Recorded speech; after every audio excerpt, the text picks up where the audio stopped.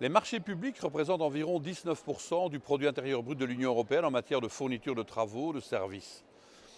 Ce flux constant d'investissement public doit être utilisé comme un puissant levier en faveur d'une croissance intelligente et durable, spécialement en période de crise économique. La révision des directives sur les marchés publics était nécessaire afin de rétablir un équilibre entre l'accès au marché pour les opérateurs économiques, la flexibilité pour les pouvoirs adjudicateurs et les entités adjudicatrices, et surtout le respect des exigences sociales et environnementales. De nombreuses améliorations ont été apportées par la directive 2014-24, mais je souhaiterais aborder ici 6 points particuliers qui me tiennent à cœur. Tout d'abord, le principe de libre administration. Les nouvelles dispositions énoncent ce principe que les collectivités locales et publiques puissent jouir de la libre administration, et cela à tous les niveaux. Ces collectivités publiques sont donc à même de décider comment et dans quelle mesure seront effectuées des tâches d'intérêt public, mais également si elles le seront en coopération avec d'autres autorités publiques.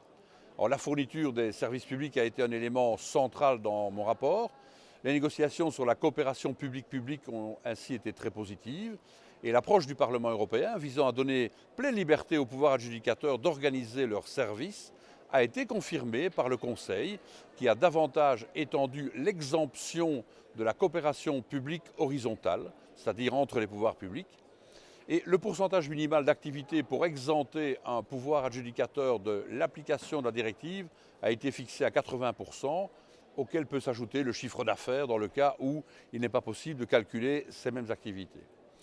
Par ailleurs, la participation privée, initialement interdite au sein des coopérations publiques-publiques, a été admise si elle est indirecte et si elle est imposée par la loi, ce qui permet notamment aux organismes de logements sociaux de continuer leur coopération en tant qu'organisme de droit public, quel que soit leur statut, public ou privé.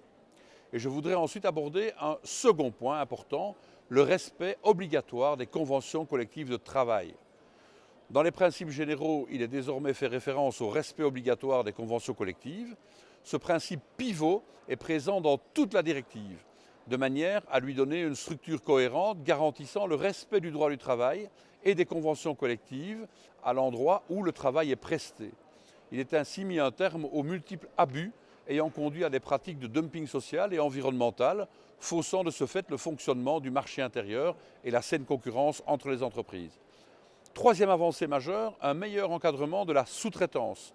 En effet, une autre disposition très importante a été introduite sur la sous-traitance afin d'éviter de l'utiliser comme un moyen de contourner les règles sur le respect des critères sociaux et environnementaux en accordant des avantages artificiels aux opérateurs économiques de la chaîne de sous-traitance et en baissant la qualité et les performances finales de l'offre qui est transmise au pouvoir adjudicateur et donc aux citoyens. On peut citer comme exemple le fait qu'à l'époque où je rédigeais la directive, où je travaillais dessus, j'ai appris que des travailleurs roumains engagés comme sous-traitants étaient chargés de nettoyer les gares belges pour un salaire d'environ 300 € par mois, sans aucun contrat. C'était de l'exploitation d'êtres humains. La nouvelle réglementation de la sous-traitance entraîne une obligation d'information pour l'opérateur économique. En effet, ce dernier doit fournir toutes les informations relatives à la partie du contrat qu'il compte sous-traiter et qu'il sous-traite effectivement, et notamment de nommer les sous-traitants à qui il fait appel. De plus, ce nouvel article définit le principe de la responsabilité conjointe auprès de la chaîne de sous-traitance que les États membres peuvent établir ou renforcer. Toutes ces mesures assurent donc une plus grande transparence tout au long de la chaîne de sous-traitance.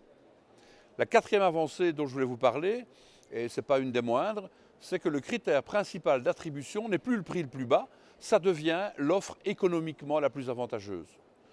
L'offre économiquement la plus avantageuse est désormais le seul critère d'attribution des marchés publics. Ça a été un très beau combat. Et cela incite les autorités à faire le choix de la qualité et de la durabilité des achats et des investissements publics, favorisant donc des critères sociaux et environnementaux, sachant que le prix est toujours évidemment un critère. Un cinquième point important est le contrôle des offres anormalement basses.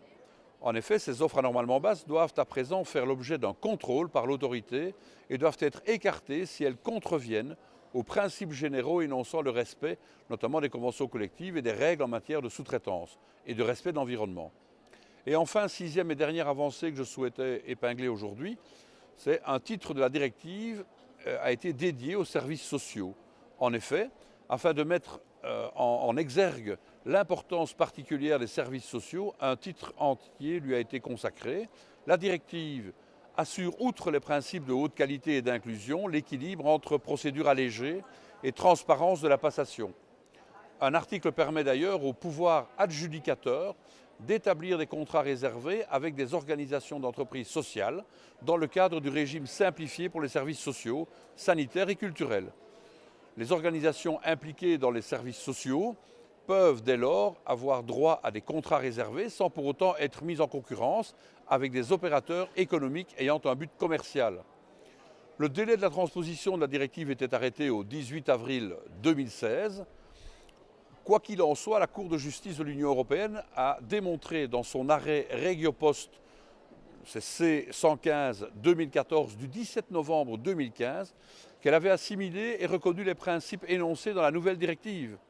Il s'agissait en l'espèce d'une ville en Allemagne, la ville de Landau, qui avait exclu l'entreprise allemande Regiopost de la participation à une procédure de marché public portant sur les services postaux de la ville au motif que cette entreprise n'avait pas déclaré qu'elle s'engageait à verser un salaire minimal aux employés et sous-traitants.